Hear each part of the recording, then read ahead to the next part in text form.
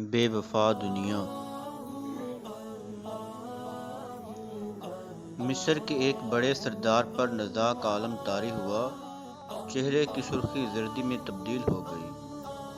دانشمند افسوس ہی کرتے رہ گئے کہ کیا کریں، کیونکہ موت سے بچاؤ کا طب کی دنیا میں کوئی علاج نہیں۔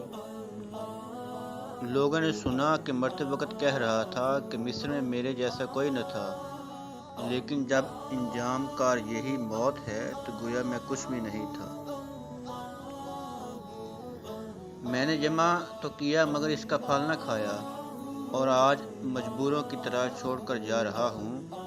عقل مند وہی ہے جو کھا جائے اور دے جائے، کیونکہ جو بچ گیا وہ تیرے لیے افسوس کا باعث بنے گا۔ سخاوت کا ہاتھ لمبا کر اور ظلم کا چھوٹا۔ اب اپنے ہاتھ سے کانٹا نکال لے کہ کفن سے ہاتھ بھی نہ نکال سکے گا۔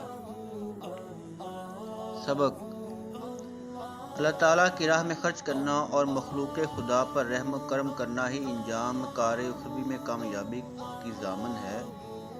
گن گن کر رکھتے جانا اور جمع کرتے جانا، نہ دنیا میں کام آیا نہ آخرت میں کام آئے گا۔ قرآن مجید میں ارشاد باری تعالیٰ ہے: وَيْلٌ لِكُلِّ ہُمَزَةٍ لُمَزَةٍ الَّذِي جَمَعَ مَالًا وَعَدَّدَهُ يَحْسَبُ أَنَّ مَالَهُ أَخْلَدَهُ۔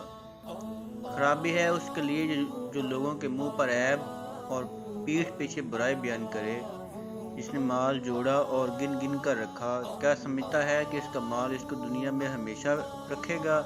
نہیں، ہرگز ایسا نہیں ہوگا۔ ایک اور مقام پر فرمایا: الہاکم التکاثر حتی زرتم المقابر۔ تمہیں مال کی کثرت طلبی نے غافل کر دیا، یہاں تک کہ تم قبر میں پہنچ گئے۔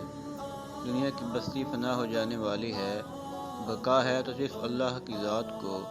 حضرت سعدی رحمۃ اللہ علیہ اسی حکایت میں فرماتے ہیں: ہمہ تخت ملک پذیر زوال، بجز ملک فرد ماندہ لا یزال۔ سب تخت و تاج زوال پذیر ہیں، اللہ رب العزت کے ملک کے سوا۔ دیکھے مجھے جو دیدہ عبرت نگاہ ہو۔